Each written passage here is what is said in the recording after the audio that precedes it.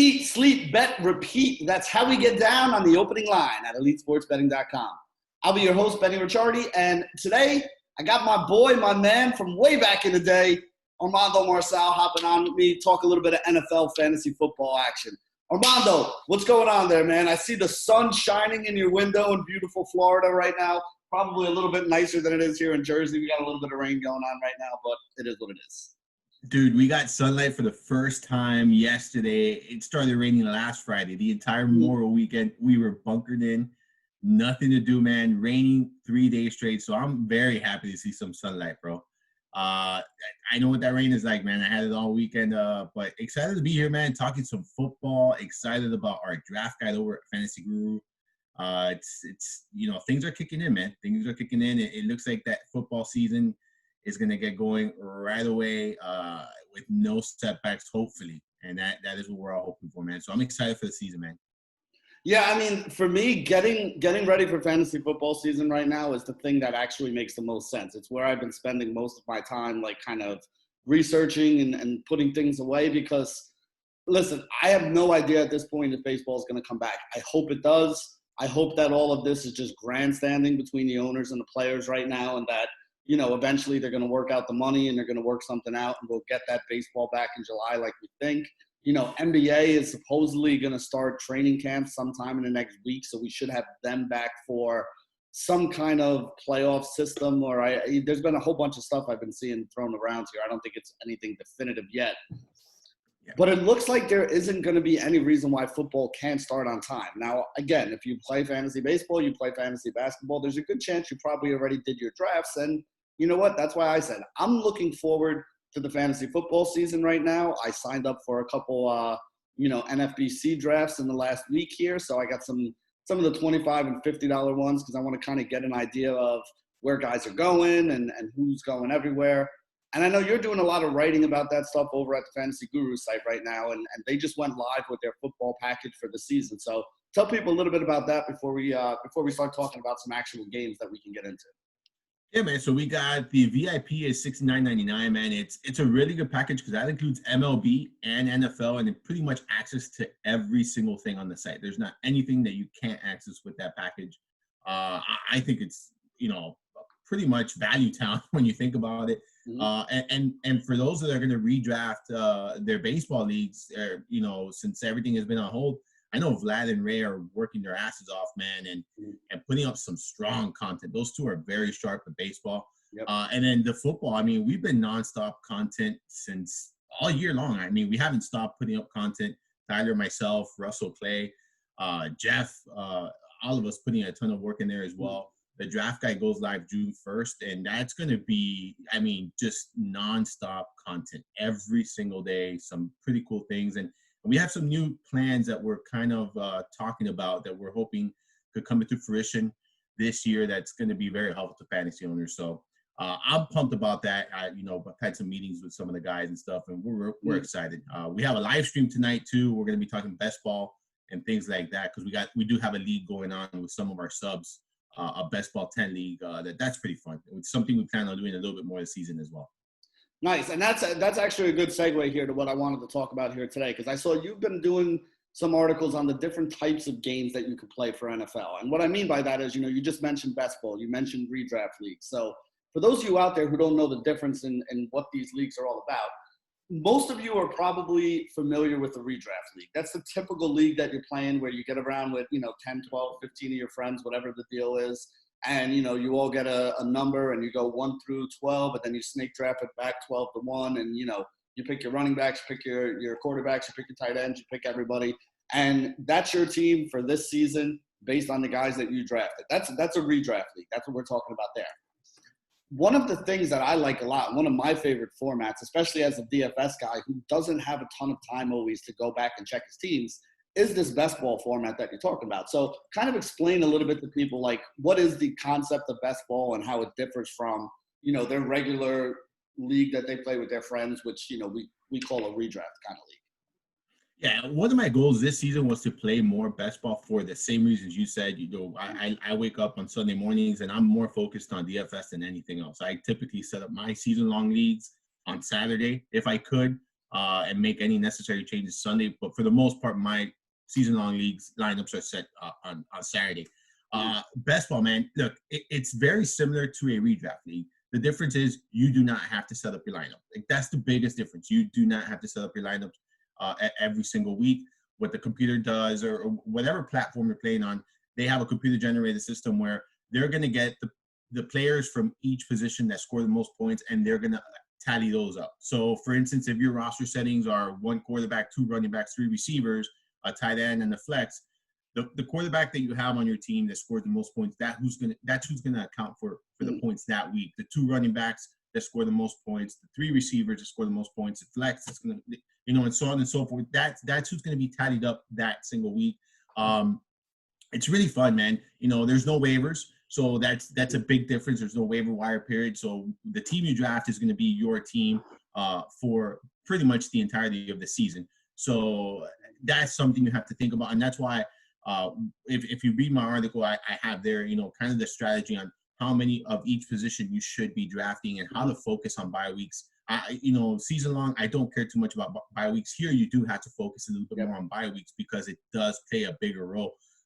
So it's a really fun way to just draft a team and kind of like set it and forget it type thing where you just, that's it. It is what it is, man, and you don't have to put any more time for it. What I like to do is maybe do a couple of drafts now. Like, I'm currently doing one now. Actually, I'm doing 2 right now as we speak. I'm doing 2 best ball. I'm going to do a couple more of this, hopefully before the end of the month, and then get some more done each and every month just to kind of, ADP is going to be a huge factor. Movement in ADP is a huge factor. And I have a weekly article talking about ADP movement. So it's a really fun league, man. I really enjoy it. And my plan is to put a ton of volume in this year. Yeah, and that's exactly what I do as well. The thing I like about best ball is you can never have too many best ball teams because, like you said, you really don't – it's set it and forget it kind of thing. Like, once the draft is done, you basically don't have to do anything but check on the team and see how much money you're going to be winning at the end of the year. And that's why I love the best balls is, last year, Play Draft had that one and they got bought out by FanDuel. And I'm really hoping FanDuel does the right thing and bring that back because that was one of the most fun ever. And, you kind of mentioned the way I like to play best ball. The thing about best ball drafts, and especially if you're playing in one of these like overall pools where there's like you win your division, but there's also like a major overall prize pool, is ADP moves so much between now and the time the season starts because of injury, because of news we get out of camp that somebody looks good, somebody doesn't look good, because we're seeing somebody splitting carries now or somebody not splitting carries that we thought was going to be. Every year we see things like this happen where, you could draft a team right now and end up with a whole bunch of guys who end up being superstars come the season because of the way things break over the next couple months. So what I like to do with the best balls is I'll play them in bunches, right? So like today, like I said, this week I kind of started signing up for a bunch of things just to kind of see where it is.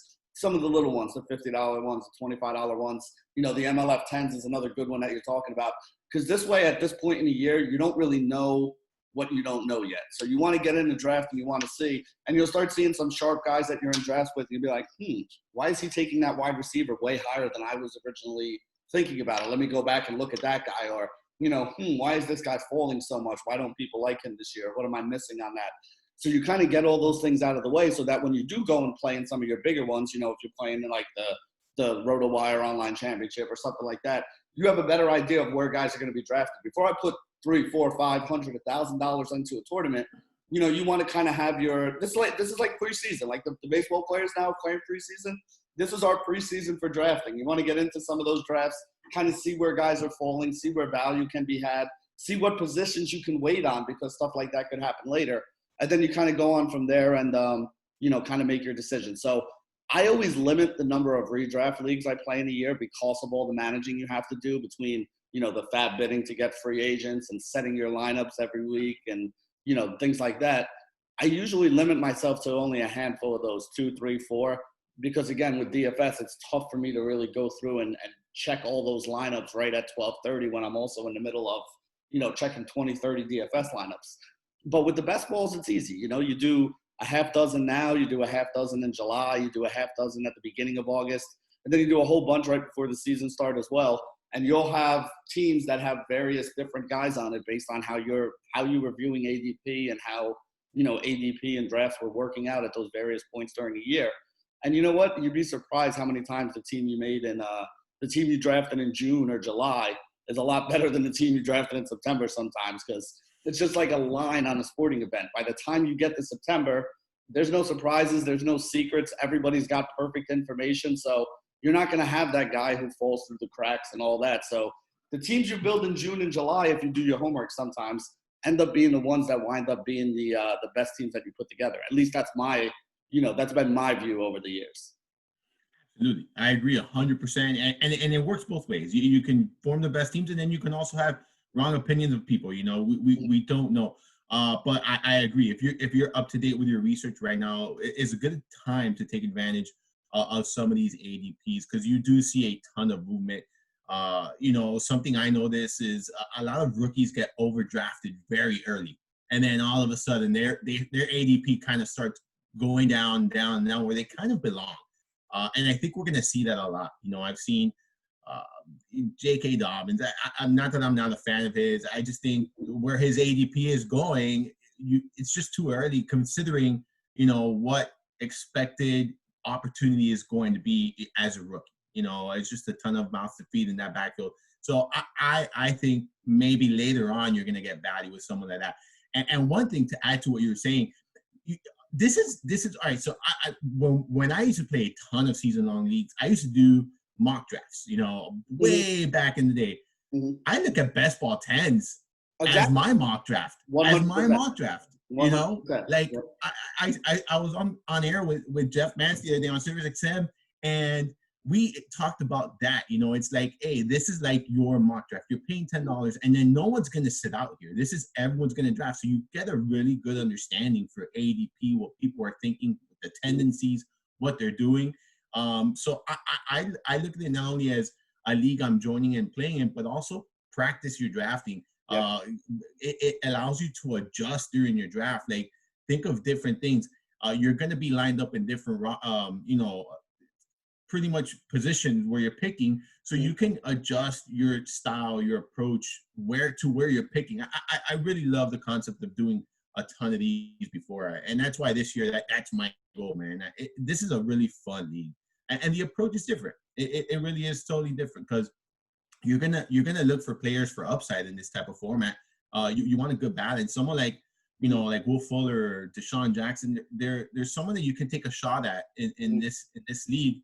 At their ADPs, whereas someone like Will Fuller is not someone I'm interested at all in season-long leagues, because he's just so hit or miss that you're going to be – it's a guessing game. It's really a guessing game whenever you're going to put them into your starting lineup. So these guys are a little bit more valuable in this type of format, and I like mixing and matching with those kind of guys and guys with pretty steady floors, I'm glad you mentioned Deshaun Jackson, because to me, Deshaun Jackson is the person who I use all the time as the example when I'm trying to explain to people the difference between like DFS, GPPs, and cash games and playing season-long guys versus playing best balls.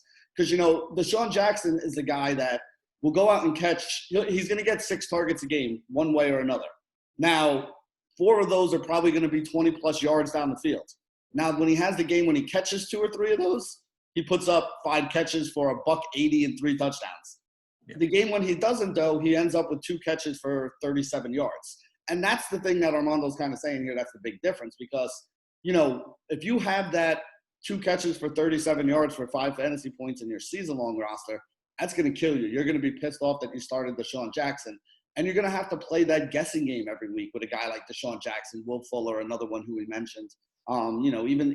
Basically any of these deep speed receivers that don't see a ton of volume, but when they do make the catches, they can put up some big numbers. In best ball, you don't got to worry about that. If you draft 3 guys like that, like if you take, Tyreek Hill is a little bit of a different one, because at least he sees a little more consistent volume. But you take like Tyreek Hill, Deshaun Jackson, and Will Fuller, at least one of those 3 guys is probably going to have a crappy week every week with 2 catches for like 30 yards. But one of those 3 is also going to catch a touchdown or 2 and have 100 yards and 5 catches, and, they're good weeks. So in best ball, you don't have to sit there and try to figure out which guy's going to go off and which guy doesn't. Whichever one goes off ends up in your lineup. Whichever one sucks that week and has the 2 catches for 30 yards, there's a good chance that you have enough other wide receivers that have done some of that. So, you also want to kind of balance out, like, home run hitters like that, and also maybe a consistent guy or two to put in there that can get you around like 10 fantasy points or 12 fantasy points every game. Because again, it's going to put in your best team. So you get a little bit of the safety, you get a little bit of the upside, and that's how you build some winning best ball teams overall. But I did want to mention something that you kind of hit on here with Dobbins. God, there's a bunch of rookies this year. And what I keep saying to everybody is, remember Miles Sanders last year? Now, Miles Sanders this year is arguably a first-round pick. I mean, a lot of drafts I've seen, he's going in the first round right now. Towards the back end of the first round, obviously, but still as a first-round pick. But the thing that we all hated last year was that he was splitting carries with Jordan Howard, at least early in the season. And then late in the season, he kind of came on and became the man. And that's my biggest fear with guys like Dobbins, the kid Taylor that Indianapolis took as well. Like, I know these guys can be good when their opportunity comes, but they're not going to get the opportunity to be the man right out of the gate, right? Like, we're not going to give these guys 20 carries in week 1. Maybe at some point, week 16, week 14, week 13, they become that role that we kind of envision them for in the future. And last year, if you had a guy like Miles Sanders, you had a pretty good run in like your fantasy playoffs or your championship games because of what he did towards that point in the season. So how do you handle guys like that where, Marlon Mack is going to be involved for at least part of the season, even though he might not be the guy at the end of the season. And that would mean that some of these guys are going to have a lot of late season value, but not as much early season value. So guys like the Miles Sanders, the David Montgomerys, I mean, these are the guys that we were talking about, like these rookies we're talking about now last year. How many of them really worked out? And what is a guy like that worth? Like, obviously, I wouldn't go back and take Miles Sanders in the 4th round like people were taking him last year. But I mean, again, at the end of the year, he was returning you 4th round value, no? Yes, and that's the thing. It's where they're going, and then do you think they can return the value? I just see Dobbins' situation to me is different. Sanders, and not that Dobbins is the best talent on this backfield, but Sanders was by far the best talent on the backfield last year, and they really did not have a ton of running backs. The Ravens have Mark Ingram, and yeah, he's not special. He's way past his prime, but the dude got the job done last year. He was able to manage the workload. And not only that, they have a lot of other, backs here, like Justice Hill. Again, none of these guys were better than Dobbins, in my opinion. Problem is, when you look at this offseason, we still don't know how it's going to play out, with everything that's going on and whatnot. And I think, learning the playbook, learning the pass block, and we also have a quarterback here that runs the ball a ton. So there's a lot of players that run the ball on this offense here. So I do see a little bit different situations as Sanders. For me, it's just hard to sit here and say, oh yeah, I think Dobbins is going to pay off that 5th round ADP if he's not going to get as many opportunities. Can an injury occur and he becomes a RB1, a high end RB2? Absolutely. But you know what? We can talk about that, and that's a different discussion because you can say that about a lot of running backs. You can say that about a lot of players in general. Especially this year. Honestly, especially this year. There's a lot of those guys in that second tier of running backs that I'm like, this guy could be a league winner if one or two things. Well, I don't want to say break because that's a bad way. I don't want to risk injury on anybody, but you know what I mean? Like, if one or two things happens, there's a whole bunch of guys being drafted in like that 5th to 8th round of running backs that could wind up stepping into a 20 touch a game kind of role and just absolutely smashing and ending up as an RB1. Correct. Just like DeAndre Swift, to me, he was, in my opinion, the best running back coming out of this draft class. And it's just a bad landing spot for at least early on in his career. Yeah. And he's going in the 4th, 5th round as well. Like I find it hard to believe that he's going to pay off that, draft capital in his situation. Of course, Kerryon Johnson goes down. Then yeah, you know what? Swift is going to be, in my opinion, a RB1 in fantasy. It could totally happen, but you can't go into a draft with that mentality because you have to go with the information at hand and not the what ifs. If you go with that kind of speculation, you're going to miss a lot of the times because you're hoping for something to happen to, and again, that can happen with anyone. It can happen at the quarterback position. A backup quarterback could come on and play good. It is what it is. Like, you have to kind of go with the information at hand. And I just find it hard to believe that Dobbins is going to get enough volume and enough opportunity to pay off his current draft capital. I wouldn't be surprised as we get closer to the season, maybe he drops a round or two. Maybe. I'm not 100% sure, but I wouldn't be surprised to see at least see him drop one round, considering where he's going right now. Now you're in the Scott Fish Bowl this year again, right? Yeah. Yeah, I got my invite to it too. I haven't seen the rules yet though, because I know he tweaks the rules every year to make things a little different. So we'll have to we'll have to wait till that comes out. Maybe I'll have you back on when that comes out. We'll talk about that a little bit too. But one of the things that I wanted to mention is last year in the Scott Fish Bowl, one of the things that really helped my team was my fifth or sixth round pick last year was a guy by the name of Austin Ekeler. Now, for those of you who don't know, the Scott Fish Bowl is a big industry draft. Literally hundreds of guys from like every company around the industry compete in it. We raise money for for a good cause as well. So there's more to it than just the bragging rights that we all have here. But the point of what I was saying here is that draft always takes place early, right? Like that's a July draft, and we're talking about a lot of these rookies and guys like that here. Austin Ekeler at that point in time, I think, like I said, I think I got him in like the sixth round or so in the Scott Fish Bowl last year. By the end of redraft season, when we knew that Gordon was going to be sitting out, and probably for a pretty long time, this was a guy who had snuck his way all the way up into like the third round of drafts. So that's why we're saying when you're doing these, especially on the best ball side of it, there is a little bit of upside. There's a lot more risk involved too, because we have no idea how some of these things are going to play out over 3 months. But, like Armando was saying, let's say Kerryon Johnson goes down. Well, hell, if you're getting DeAndre Swift in the fifth round now and Kerryon goes down, he's a great pick.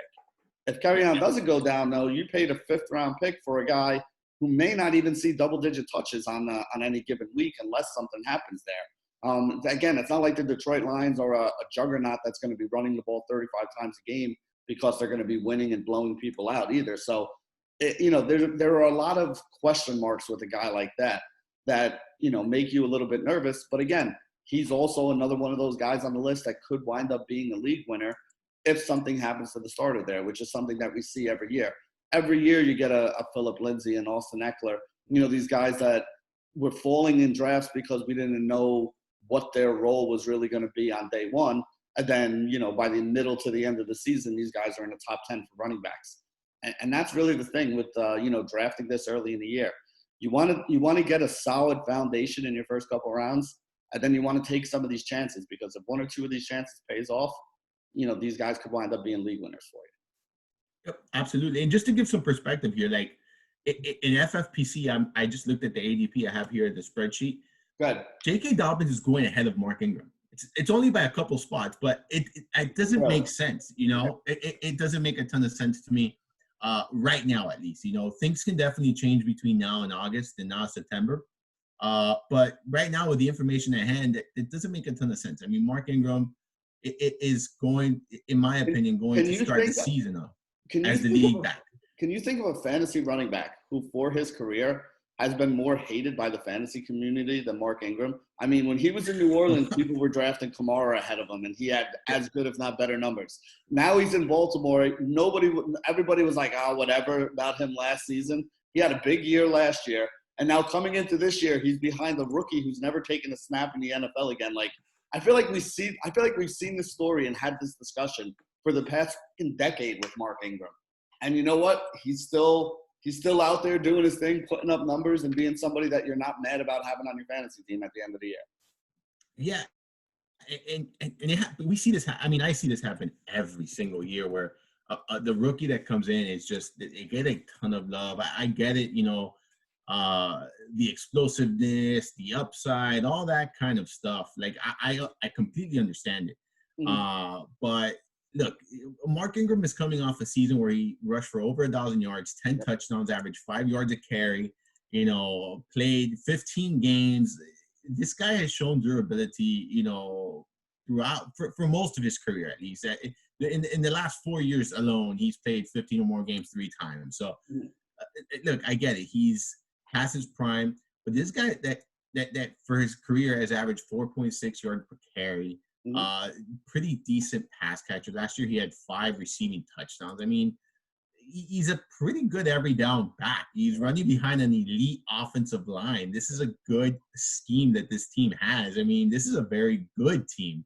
So, and I mean, they project for the most wins on the season this year too. They're up there for the most points scored as well. So You would expect them to be playing with a lead and keeping the ball Yeah. on the ground. Like there's just a lot of things that still points to the Baltimore Ravens running game. And I think I thought I read somewhere too that they have like one of the softest run schedules to start the year. Like the first couple weeks of the season, they play like 4 or 5 teams that were in the bottom third of the league for defending the run last season as well. So I mean, there are so many check marks in the good column for the Ravens running game.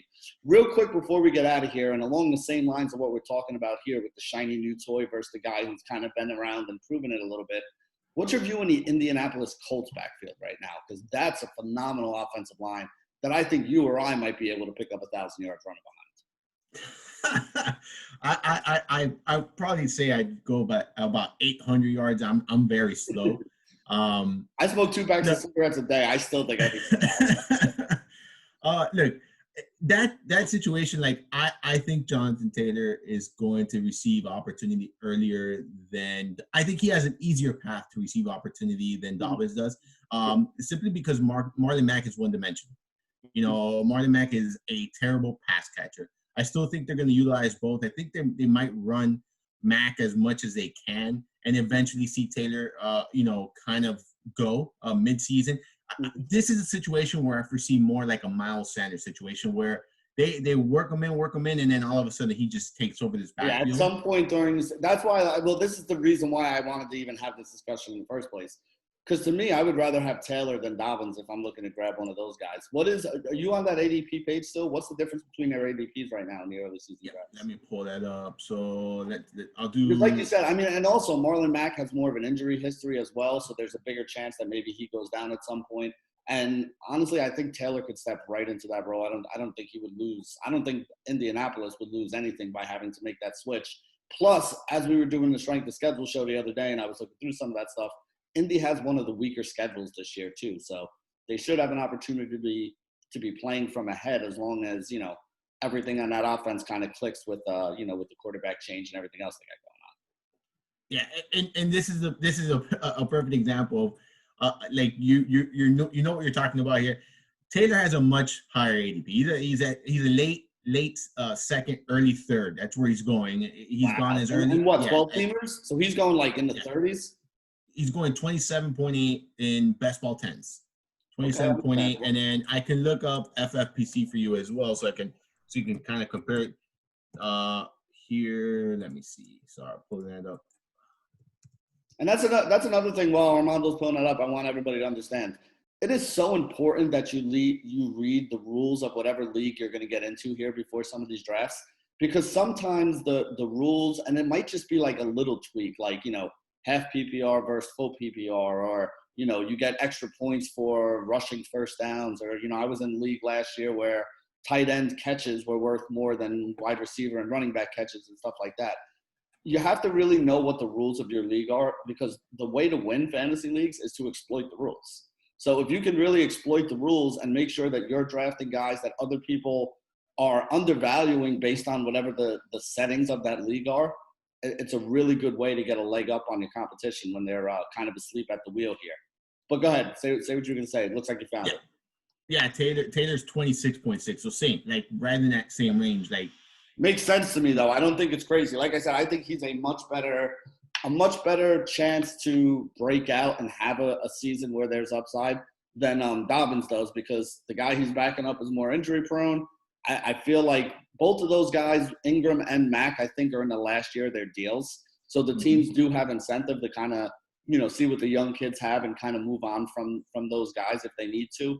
And again, you're talking 3 or 4 rounds. I still don't think it's crazy. I would still rather have Taylor at the end of the 3rd round than draft Dobbins at, what's he going, 50 something? So like 5th or 6th round.